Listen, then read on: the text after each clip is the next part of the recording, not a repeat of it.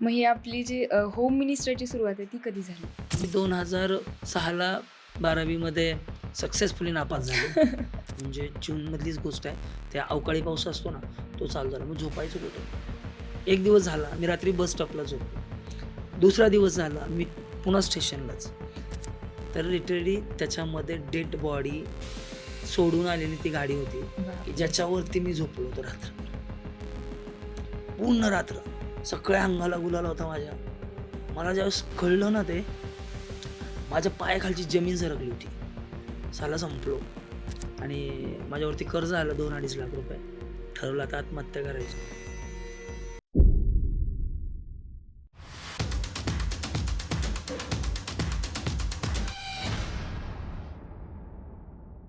नमस्कार, मी तेजा. भन्नाट तेजा शो या पॉडकास्ट चॅनलमध्ये तुम्हा सर्वांचं मनापासून स्वागत करते. तर आज आपल्यासोबत आहेत महाराष्ट्रातील महिलांचे लाडके भाऊजी म्हणजेच क्रांतीनाना मळेगावकर, ज्यांनी आजपर्यंत 5,000हून जास्त होम मिनिस्टरचे कार्यक्रम केलेले आहेत. आणि महाराष्ट्रातील एकही असं गाव नसेल किंवा गावातील महिला नसेल ज्यांना क्रांतीनाना कोण हे माहीत नाहीत. तर ते रोजच आपल्याला अनेक प्रयोगांतून हसवत असतात, खेळत ठेवत असतात. तर त्यांच्या लाईफचा प्रवास कसा होता तेच आज आपण जाणून घेणार आहोत. चला तर एपिसोडला सुरुवात करूया. नमस्कार सर. नमस्कार, ओम साईराम, जय शिवराय. भन्नाट तेजा शोच्या मंचावर तुमचं खूप खूप स्वागत आहे. तर आपल्याला बऱ्याच गप्पा पण मारायच्या आहेत. पण सुरुवात एकदम बालपणापासून करूयात, की तुमचं बालपण कसं राहिलेलं आहे? ओके, म्हणजे आता यापूर्वी ज्या मुलाखती दिल्या किंवा मी व्हिडिओज आहेत त्याच्यामध्ये सगळ्यांना पुढची स्टोरी दिसते, की बाबा येस. गाडीतनं एंट्री होती आहे, बाउन्सर असतात हे. पण बालपणाबद्दल माझ्या आज म्हणजे कोणी जाणूनच घेतलं नाही. तर मला छान वाटलं, की तुम्ही आणि सुरुवातीला भन्नाट तेजू या ब्रॉडकास्टचं मनापासून धन्यवाद चॅनलचं, की तुम्ही मला इन्व्हाईट केलं. विषय असा आहे, की बालपण कसं होतं? बालपण खूप छान होतं माझं. छान म्हणजे त्यावेळेस म्हणजे काही नव्हतं. पण ते बालपण जगताना जो आनंद होता ना, तो खूप हां. भारी होता. म्हणजे मी माझी ओळख करून देताना मी सांगेल, की माझं गाव आहे बार्शी तालुक्यात सोलापूर जिल्ह्यामध्ये मळेगाव. मळेगाव म्हणजे नाथांची नगरी म्हणून ओळखले जाते आमचं गाव. नागनाथ महाराजांच्या पदस्पर्शाने पावन झालं ते गाव आहे.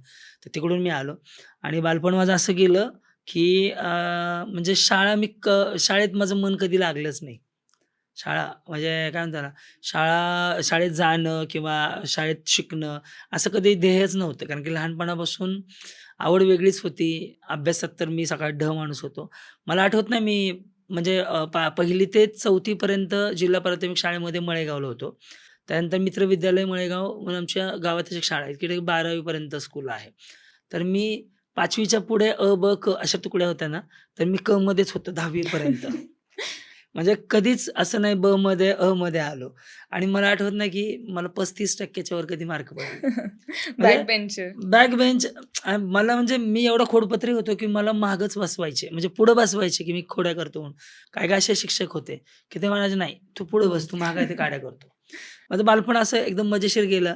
म्हणजे त्यावेळेस असं ब्रँडेड कंपनीचं चप्पल नाही, पॅरागॉन चप्पल जे आता आपण वॉशरूमला सुद्धा त्यापेक्षा भारी यूज हं. करतो, की तो ₹49 चा चप्पल, एक शर्ट व्हाईट, पॅन्ट खाकीची आणि दिवसभर हुंदडत राहायचं. म्हणजे असं बालपण गेलंय माझं.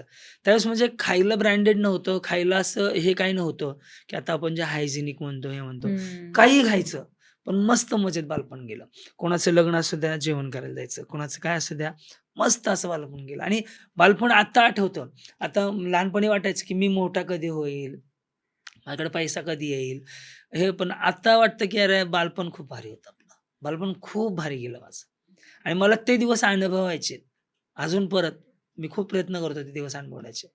बाकी तुम्ही शोमध्ये तर खूप जास्त धमाल करताच आणि गेम पण तुमचे असे असतात, की ते बालपणी आपण जे खेळलेलो आहे, ते हां. कुठेतरी तुमच्या गेममध्ये जाणवून येतं. ओके. बाकी तुमचं फॅमिली बॅकग्राऊंड कसं आहे? माझे पप्पा पोस्टमन होते. म्हणजे हं. आहेत अजून सुद्धा ड्युटीवरती आहेत ते. आणि गावी शेती वगैरे होती. मग आमचं स्वतः म्हणजे मी या क्षेत्रामध्ये येण्याच्या आधीचा प्रवास असा होता, की आमचा मंडप आणि स्पीकरचा व्यवसाय होता, की जे आमचे आजोबा करायचे. आजोबानंतर मला 2 अंकल आहेत. ते एक मिलिटरीत आहेत आणि एक एस-टीमध्ये जॉबला आहेत. गव्हर्नमेंट नोकरदार आहेत दोघं पण आणि माझे पप्पा पोस्टमन आहेत. तर ते सगळं व्यवसाय माझे पप्पा बघायचे. मग तो व्यवसाय बघत असताना कसं होतं, लहानपणी लहान मुलांना खेळायला काय आधी कसं होतं विटीदांडू, गोट्या खेळणं, हं. सुरपारंबा ह्या ज्या गोष्टी कोया खेळणं, ह्या अशा गोष्टी होत्या. पण त्यावेळेस आम्हाला त्यात वेळ जास्त देता नाही आला. कारण काय होतं, वडील एकटेच कमवते होते आणि वडील कमवते असल्यामुळं मग आम्ही दिवसभर ते मंडपाचं कोणाचं लग्न आलं, कोणाचं जागरण गोंधळ, कोणाचं सत्यनारायण, कोणाचं भजन, कीर्तन म्हणजे सांस्कृतिक वारसा मला लहानपणीपासून मिळाला. म्हणजे पाहिला जागरण गोंधळ असायचं कोणाचं तरी सत्यनारायणाची पूजा असायची. मग तिकडे आम्ही मंडप स्पीकरचं सामान घेऊन जायचो. एक माईक, एक मशीन, एक टेप रेकॉर्डर एवढंच साहित्य. मी, माझा भाऊ आम्ही जायचो. मग ते भजन असेल तर गाणी ऐकायची, कीर्तन रात्रभर जागायचं. ते गुंडाळायचं, सगळं पॅकअप करायचं, पुन्हा घरी यायचं, झोपायचं. म्हणजे लहानपणीपासूनच हे झालं आणि मग माईकचं आणि माझं खूप जुनं नातं आहे. म्हणजे आमच्याकडे एकच माईक होता. असा आहूच्या कंपनीचा असा फोल्ड व्हायचा. आता हं. एवढं ब्रँडेड माईक वगैरे आपण पाहतो. तर त्या माईकवरती मग भजन चालू होणं असेल तर मग आधी अनाउन्समेंट करायची. म्हणजे ही गोष्ट मी सांगतोय कधीची माहिती आहे का? मी 1ली-2री ला असताना 5-6 वर्षापासून. हं. हे बाळकडू घरातूनच आलं.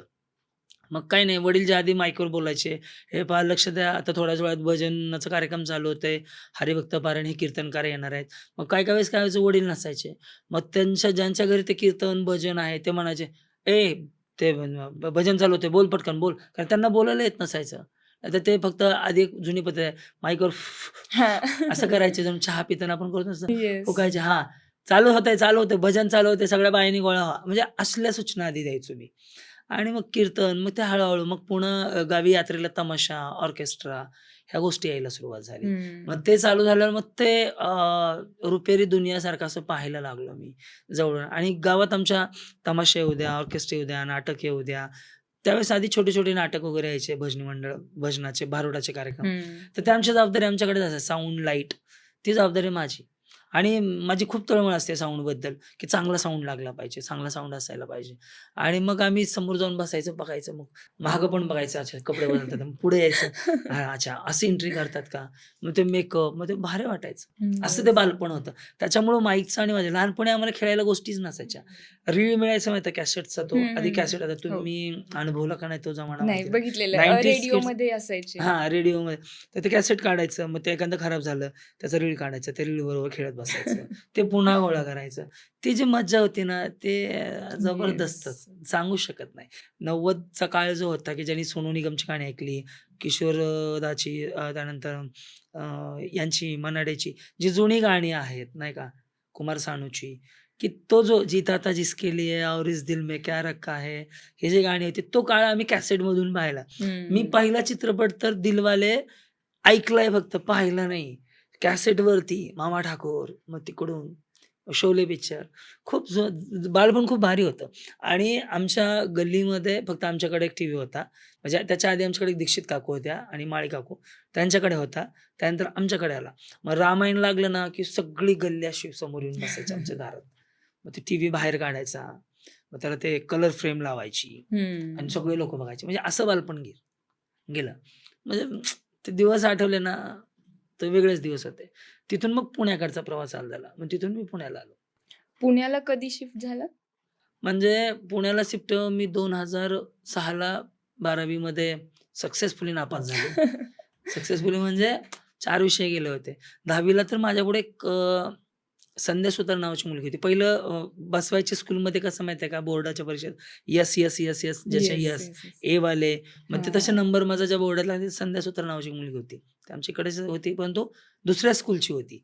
मग तिचं बघून अरे मग तुझं थोडं पाहू दे. मग असं पाहत, पाहत, पाहत मग ते 12वी माझी 10वी निघाली होती. 12वी मध्ये तर मग मस्तपैकी म्हशी वगैरे राखायचो. 10वी झाल्यानंतर वडिलांनी म्हशी घेतलेल्या होत्या.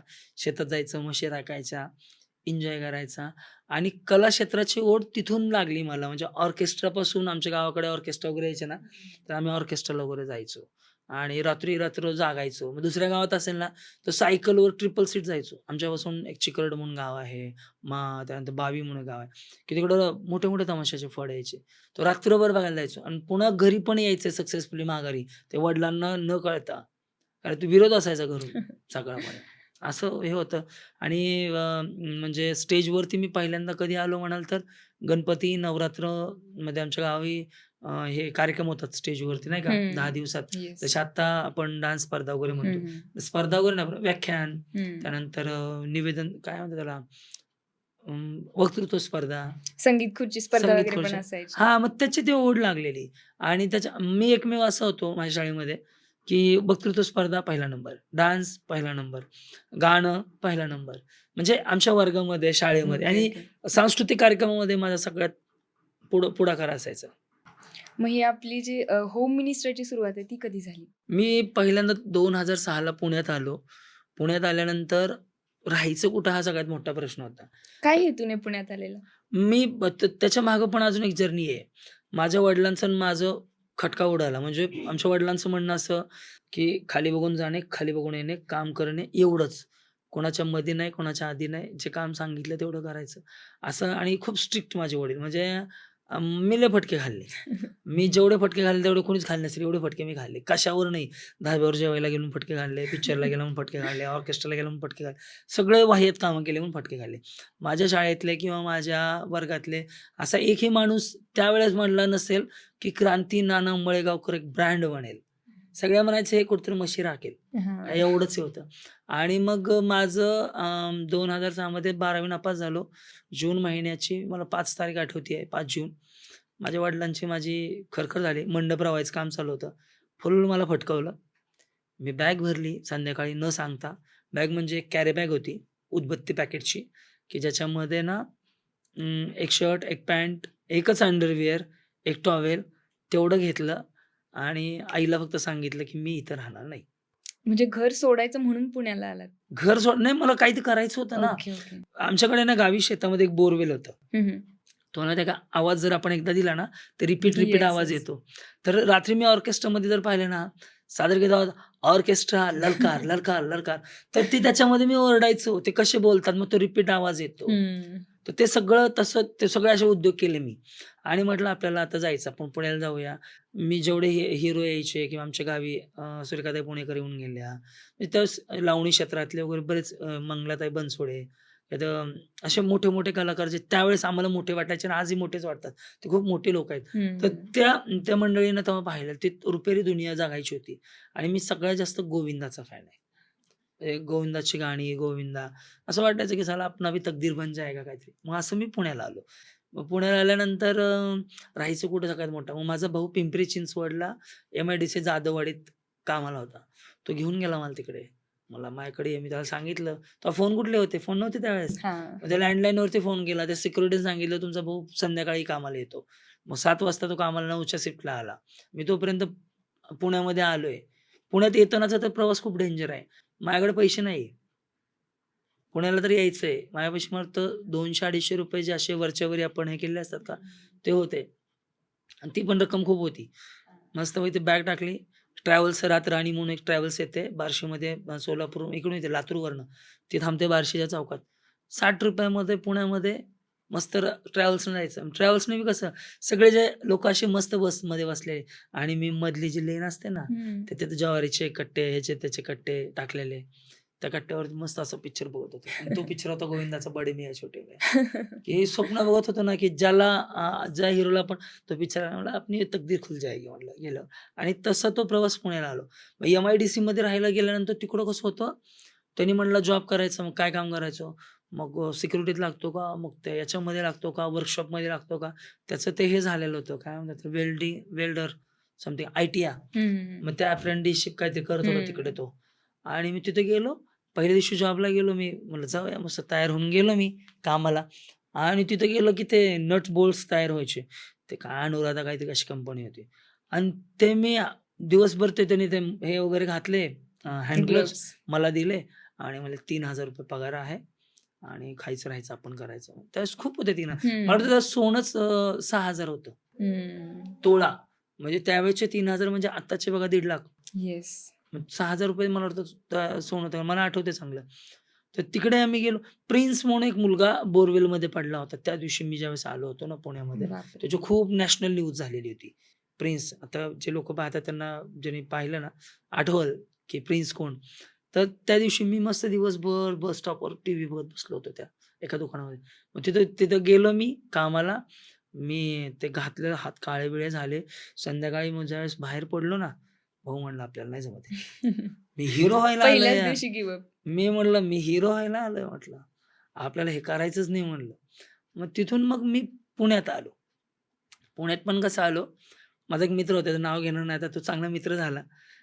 तो आता गावीच असतो, की त्याच्या भरोश्यावरती मी पुण्यात आलो. पिंपरी चिंचवडमधनं पुण्यात येणं सुद्धा खूप मोठी गोष्ट होती. हम्म. म्हणजे पी-एम-टीला थांबा, बस बघा, मग ती बस येणार.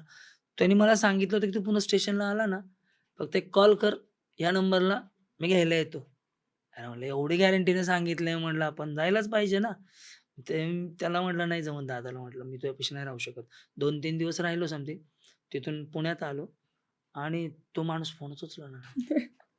पैसे तर माझ्यापाशी ₹120-130 आहेत आणि मी काय त्याच्याकडेही पगार नाही झालेली. त्यालाही 3,000 पगार आहे. 3,000-4,000 माझ्या हम्म. भावाला. आणि मग आता राहायचं कसं? जाऊया म्हटलं पुन्हा स्टेशनला. बरेच जण म्हणे पुन्हा स्टेशनला, म्हणे पुन्हा स्टेशनला. पुन्हा स्टेशनला दिवस काढला. ते दिवसभर ते जादूगारचे खेळ वगैरे रोडला चालायचे, नागवाल्याचे नाही का, गारुडी खेळ. ते बघितले. एक मोर्चा होता तिथं ऐकत बसलो. टाईमपास केला. संध्याकाळी आता झोपायचं कुठं? फोन केला ना तिकडं, तर तो फोन तिथं लँडलाईन नंबर होता. त्यानं विचारलं, "ते कुठे गेले?" "सर कॅफेला गेलेत, येतील." मला वाटायचं यार मोठ्या पोस्टवर आहे बरं का. सर म्हणतात आहे म्हणजे तो मोठ्या पोस्टवर असणार ना, असं जाणवायचं. मी गावठी माणूस. हम्म. आत्ता तरी जरा स्टँडर्ड बोलतो मी, पण ते पोरीमुळं माझ्या. नाहीतर असंच. मग त्याला कॉल केला तर म्हणायचा, "हेलो, कौन? अरे ओ सर जी हो कैफे पे गए आप कौन? उनको बोलना हो मैं गावकडून आया, ऐसा हुआ, वैसा हुआ." मी असं बोलायचो. ते असे 1 दिवस झाला. मी रात्री बस स्टॉपला झोपलो. दुसरा दिवस झाला. मी पुन्हा स्टेशनलाच आणि पुणा स्टेशनपासून गुलटेकडीपर्यंत यायचंय फक्त. एवढाच प्रवास आहे, की गुलटेकडीला जॉबला मी पुन्हा आलो. तर तिथं गेल्यानंतर पहिला दिवस तसा गेला. माझे ₹30 संपले. सेकंड डेला मी एकाचं लग्न होतं. त्या लग्नात जेवलो तिथे जाऊन. पैसे नाहीत. पुन्हा थर्ड डेला माझ्याकडे ₹30 ₹20 राहिले. मी रोज कॉल करतोय. तिकडून तो माणूस तो रिटर्न कुठं कॉल करणार असाही प्रश्न होता. हम्म. आणि मग पुन्हा स्टेशनला झोपायचो. मग एक दिवशी वादळ वारा पाऊस चालू झाला. म्हणजे जूनमधलीच गोष्ट आहे. त्या अवकाळी पाऊस असतो ना, तो चालू झाला. मग झोपायचं कुठं? काही समजेना आणि एक बुर्जीची गाडी, की त्या गाडीवरती मी बसायचो. यार कसं जाऊ? त्याचा पत्ता पण सांगत नाही. तो माणूस पण बोलत नाही आणि मग झोपायचं कुठं? तर ससूनच्या बाहेर सगळ्या आधी बुर्जीच्या गाड्या लागायच्या आणि कपडे विकणारे असायचे. तर तिथे एक गाडी उभा होती. लाईट गेलेली होती. मी वर गेलो. झोपूया म्हटलं ह्याच गाडीत म्हटलं आणि मी गेलो मस्तपैकी झोपलो. 1-2 वडापाव खाल्ले. ₹20 शिल्लक होते. मला चांगलं आठवतंय. मला शेरो-शायरी वाचायची खूप आवड होती त्यावेळेस आणि मी झोपलो जाऊन आतमध्ये. सकाळ झाली. 6:30 वाजता ते बेल वगैरे वाजायला चालू झाल्या, वातावरण झालं. मी उठलो. मी गाडीतनं खाली उतरत होतो. माझ्या अंगाला सगळा गुलाल, बुक्का असं लागलेलं होतं आणि मी बाहेर आलो. मग एक जण म्हणला, ज्या बुर्जीवाल्यापाशी मी कामही करू लागत होतो त्याला. ते प्लेट साफ करू लाग, त्याला काढून दे. अशी परिस्थिती मी ते करत होतो आणि ते पाहिलं तर तो म्हणला, "रात्री कुठे झोपला होता छोकरा? लय पाऊस चालू झाला. मी तर बंद करून गेलो 8 वाजता. तू कुठे झोपला होता?" मी म्हणलं, "ते त्या गाडीत." मग ते म्हणले, "ते काय माहिती आहे का?" म्हणलं, "नाही माहिती." ते म्हणलं, "पुष्पकृत लिहिलंय," म्हणलं, "त्याच्यात झोपलो होतो मी." तर लिटरली त्याच्यामध्ये डेड बॉडी सोडून आलेली ती गाडी होती, की बापरे. ज्याच्यावरती मी झोपलो होतो रात्रभर. पूर्ण रात्र. सगळ्या अंगाला गुलाल होता माझ्या. मला ज्यावेळेस कळलं ना ते, माझ्या पायाखालची जमीन सरकली होती. साला संपलो. आणि त्या ॲम्ब्युलन्सचा जो ड्रायव्हर तिथं चहाला वगैरे यायचा ना, मी त्याला विचारलं, "खरं का हो त्याच्यामध्ये डेड बॉडी येतात?" "हां," म्हणला, "रात्री रात्री म्हणलं तुम्ही इथे गाडी लावली बघा 11-12 वाजता. हां, पाऊस चालू होता." हां, म्हणला, "अरे ते एक म्हातारी इथं औंधला सोडायला गेलो होतो. ती डेड बॉडी नेलती." मला सुधरत नव्हतं. मला असं दिसायचं बंद झालं होतं. माझ्याकडे ₹20च आहेत आणि कपडे पण एकच ड्रेस आहे. अंडरवेअर पण एकच आहे माझ्याकडे. जी बॅगेत आहे ती. त्याच्यावरती सगळं काम झालं होतं. टॉवेल एक. मला म्हणजे सुधरत नव्हतं. मी करू तर काय करू? आणि 2 गोळ्या खाल्ल्या कॉम्बीफ्लॉमच्या एकाच टायमाला. पूर्ण धडधडून घाम आला. डोकं वगैरे धरलं. मग तो अण्णा म्हणून जो होता ना, जो वडापावची त्याची बुर्जीची गाडी चालवायचा. त्याला सांगितलं, "मला खूप त्रास होतोय." तर "मी तुला ₹100 देतो. तुला गाडीला बसवतो. तू परत जा." नाही म्हटलं, "परत नाही जायचं" म्हटलं. "मी आलोय ना, काहीतरी करून जाणार. मला नाही जायचं परत." असा असा तो किस्सा माझ्या आयुष्यातला सगळ्यात डेंजर, की मी ते स्ट्रेचर असतं ना, त्या स्ट्रेचरवर मस्त रात्री फुल अशी हे करत झोपलो होतो, स्वप्न बघत. तिथं कामाला जाईल, असं होईल, तसं होईल. असा स्टार्टअप झाला होता. मी पुण्यात आल्यावरती माझं वेलकम पुण्याने असं केलंय. आणि 2-3 दिवस मग पुन्हा तिसऱ्या दिवशी मला वाटतं ते जे बॉस होते शिवजित बेनाडेकर म्हणून, त्यांनी कॉल उचलला. "काय काम आहे?" म्हटलं, "2-3 दिवस तुझा फोन येतोय." म्हटलं, "सर मी असा-असा विषय आहे." मला म्हणले, "ये." मी त्या दिवशी तर ज्या दिवशी ते कळलं ना, मी गोळ्या खाल्ल्या ना, तो कॉर्पोरेशनचं त्याचा नळ आहे एक. काय हॉस्पिटलचं नाव ससून. हं, हं, हं. त्या नळाखाली जाऊन असं पाणी करून बसलो होतो. मला वाटलं मी मरतोय आता. अशी कंडिशन झाली होती. मग पुन्हा मी त्या बेकरीमध्ये जॉबला लागलो. 2-3 वर्ष बेकरीमध्ये जॉब केला मी. म्हणजे 6, 7, 8 हां, 6, 7, 8 बेकरीमध्ये जॉब केला आणि मग कला क्षेत्रातला प्रवास मी रोज बालगंधर्वला चालत जायचो, गुलटेकडीवरून. फक्त कसं करतात आणि माझी कोणाचीही ओळख नाही. पेपरला जाहिरात पाहायची, रविवारी सुट्टी असायची. मी जॉबला लागलो तिथला पण किस्सा एक खूप भारी आहे. तो किस्सा असा आहे, की मी तिथं आलो. पहिलं आल्यानंतर मग पाहिलं 3 मजली बेकरी, सगळं केक वगैरे बनतात आहे, पेस्ट्रीज वगैरे, पिझ्झा, सँडविच सगळं तिथं बनवायला चालू. सेक्शन होते ना, म्हणजे केक सेक्शन, त्यानंतर पफ सेक्शन, असं वेगवेगळे सेक्शन होते, की म्हणजे हा फ्लोअरवरती सगळं केकच बनतात आहे. सेकंड फ्लोअरवरती सगळे सँडविचेस, पॅटीस वगैरे सगळं तिथं बनतंय. एकदम hygiene. Poona bakers, sweet side cafe म्हणून त्यांचं कॅफे होतं. आणि मग तिथे गेलो. तिथं मग पहिलं म्हणलं, याची काय व्यवस्था आहे? म्हणले, "नीचे है ना, जा उधर." मग तिथं स्टाफ रूम होता. तिथं दाल, राईस, मी बाकी काही नाही. असं जेवलो ना, की म्हणजे मी 4-5 दिवस जेवलोच नव्हतो. हं. असं दाबून जेवलो म्हणलं बाकी काही नाही. तुम्हाला तो मित्र भेटला का? त्याची स्टोरी आहे अजून सांगतो. मग तिकडं मी जेवलो आणि मला सांगितलं होतं 12-1 वाजता बॉस येतात म्हणून. सर दादा म्हणायचे त्यांना सगळे. मी आपलं जेवलो. म्हणलं, "मी कुठं बसू?" तर "इथं बस. वरती टेरेस आहे. टेरेसवर जाऊन बस वाटल्यास." झाड आणि बाजूच्या झाडाची फांदी त्या टेरेसवर 4थ्या मजल्यापर्यंत होती. मी वर गेलो. ती बॅग गुंडाळली.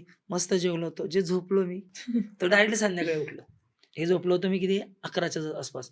6-6:30 वाजता उठलो खाली गडबडीनं आलो तोंड वगैरे धुवून. ते गेले. अरे देवा! म्हणलं तो माणूस तुमचा आला आणि तो नाईट शिफ्टला गेला पण त्याने उठवलं का नाही? नाही गेलं म्हणले त्यांना ड्युटी होती. त्यांना कुठं माहिती तुम्ही वर झोपले म्हणून.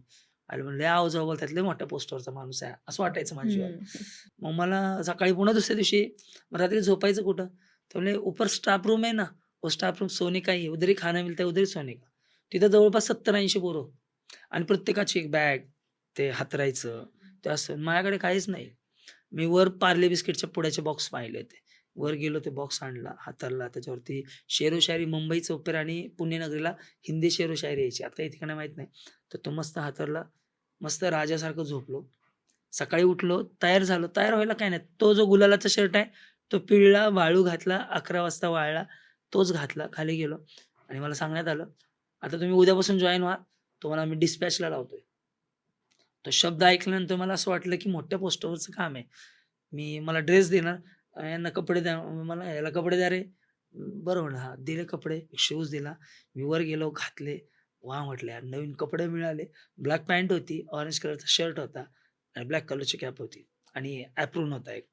मग दुसऱ्या दिवशी ड्युटीला सकाळी 6 वाजता मी उठलो.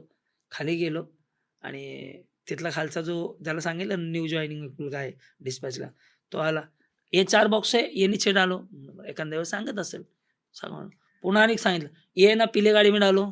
त्याच्या आईला म्हणलं अवघडच आहे. तिसऱ्या मजल्यावरनं खाली घेऊन जायचं. "अभी चौथे माले पे जाओ, उधर से 2 बॉक्स है और नीचे लेके जाओ." सगळं झालं. परत आलो. "हॅलो, मला डिस्पॅचला सांगितलंय." म्हणलं, "मी 12वी शिकलेला आहे. ये काम मेरे को नहीं बोलने का." "अरे इसको डिस्पैच बोलते हैं, माल नीचे लेके जाने का। तुम्हें क्या लगा कि तुम क्या बॉस बन गए क्या हमारे साथ? इसको डिस्पैच का काम बोलते हैं। ये सब लेने का, अभी जाने का, 12 बजे सब गाड़ी आएगा, फिर उठाने का, फिर ऊपर लेके आने का, उसको वॉश करने वाले को देने का, वॉश करके फिर ऊपर ले जाने का." माझं डोकंच काम करेना. आता म्हणलं, "अरे यार, हे काय आहे?" तर म्हणलं, "हेही काम आहे." मी मग असे 7 दिवस काढले आणि 8व्या दिवशी सुजितदादांचे वडील सुजितदादा बेनाडेकर त्यांना भेटलो मी. म्हणलं, "सर मला हे जमत नाही. पेमेंट वगैरे." आणि 7व्या दिवशी तो माणूस भेटला मला. तो जो आमचा गावाला होता. ती स्टोरी वेगळी आहे. मग त्यांना म्हटलं, "सर," म्हणलं, "मला हे नाही करायचं." म्हटलं. "मग तुला करायचं काय?" तर म्हटलं, "सर मी ॲक्टर बनायला आलोय." ते म्हणले, "ॲक्टर बनायला मुंबईला जा मग." डायरेक्ट मला सांगितलं त्यांनी तसं. आणि मग म्हटलं, "काय करायचं?" म्हणलं, "सर मला बोलता येतं. मी अँकरिंग करतो." अँकरिंग ना त्यावेळेस शब्दच माहीत नव्हता. निवेदन करतो. मग ते म्हणे, "काम कर काउंटरला जा." मग मी कॅफेमध्ये कामाला गेलो. स्पॉट बॉय म्हणजे ऑर्डर देईल, ऑर्डर घ्यायची, ऑर्डर सोडायची. असं 1 वर्ष काम केलं आणि तिथं माझी मिसेस मला भेटली. अशी अच्छा. स्टोरी आहे. तिथे वर्किंग करत होता का? नाही, वर्किंग करताना नाही. मग मी त्यांच्याकडे शॉर्टमध्ये सांगतो 2-3 वर्ष काम केलं त्यांच्याकडे आणि कॅफेला 2 वर्ष म्हणत काम केलं.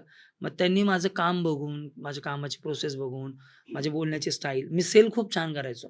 म्हणजे म्हणतात ना, की बोलणाराची मातीसुद्धा सोन्याच्या भावात येस. विकते. तर तसं ते काम होतं. आणि मग ते सेल खूप व्हायचं. जिकडे 5,000 व्हायचा ना, तिथे मी 9-10,000च्या पुढे सेल घेऊन गेलो होतो. मग ते म्हणले, "एक काम कर, तुला 20% कमिशन, हे काउंटरचा ओनर तूच आणि तू आहे." मग मी 1, 2, 3, 4 काउंटर घेतले स्वतःचे त्यांच्याकडून. म्हणजे पहिल्याचं प्रोसेस वाढला सेल, पुन्हा दुसरं, मग तिसरं, मग चौथं. माझ्याकडे 12 जणांचा माझ्याकडे स्टाफ झाला, की मी मालक झालो तिकडे, की जिकडे मला त्यावेळेस मला सुरुवातीला 1200 पेमेंट दिलं त्या बेकरीमध्ये. 1200 महिन्याचे, दिवसाचे नाही महिन्याचे. आता माझ्या मॅनेजरला दिवसाला 3,000 पेमेंट आहे. म्हणजे 90,000 80-90,000 मंथली पेमेंट पडतो माझ्या मॅनेजरला. तर मग त्यांनी मला तिकडं तसं जॉब दिला. मग ते मी केलं आणि मग मी नातेवाईक गोळा केले सगळे आमचे. मी बॉस झालो ना मग त्यावेळेस. माझ्याकडे बाईक आली, हे झालं आणि त्यांनी मला सांगितलं, की "सर तुम्ही आता बॉस झालेत."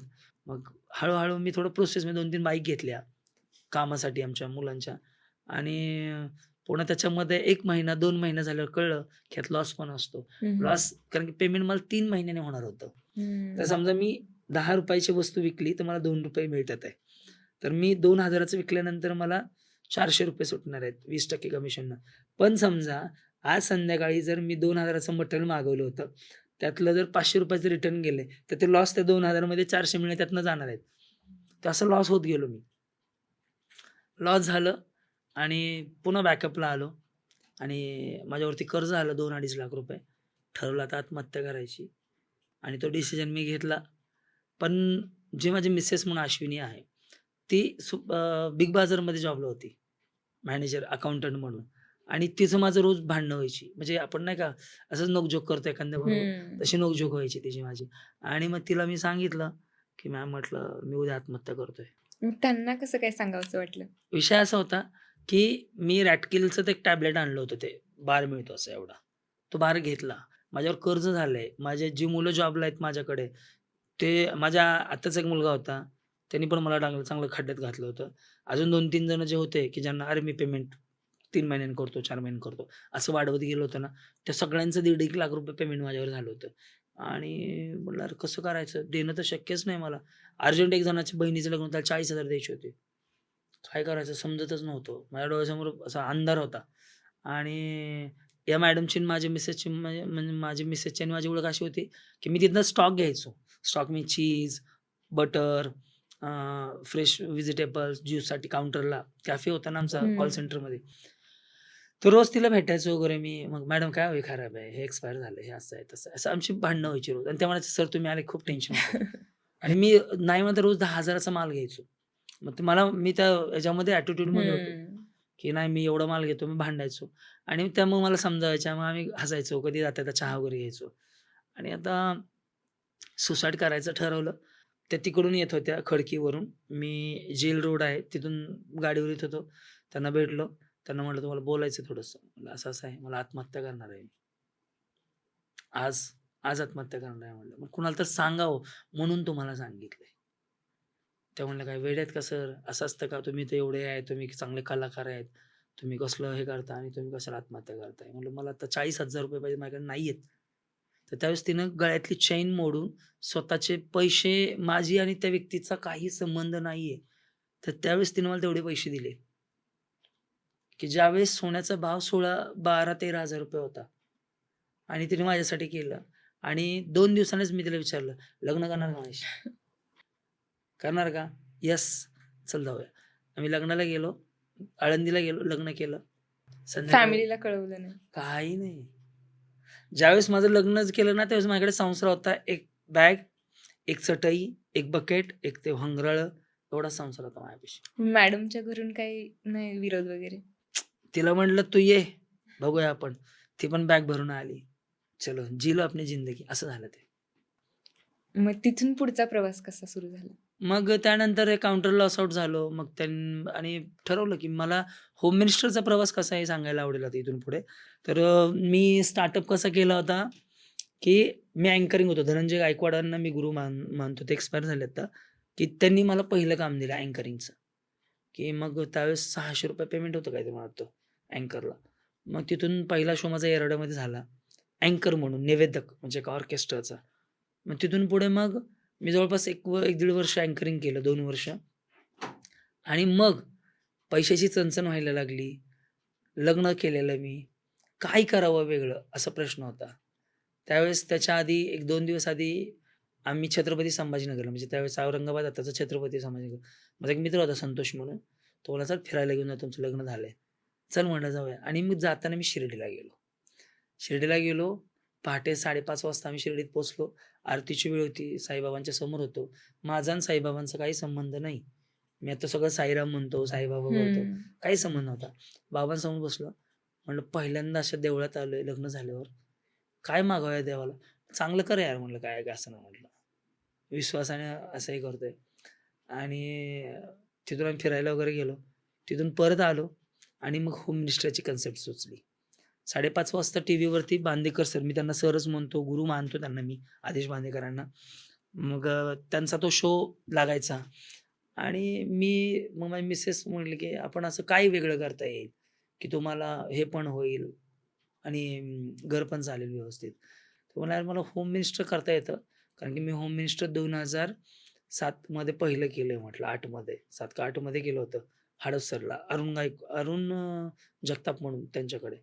मग तिथून ते आठवलं. मग ते होम मिनिस्टर मग आपण नाव काय द्यायचं? मग एक बोर्ड वाचला. इकडच्या बाजूला नाव होतं सागर चिकन सेंटर.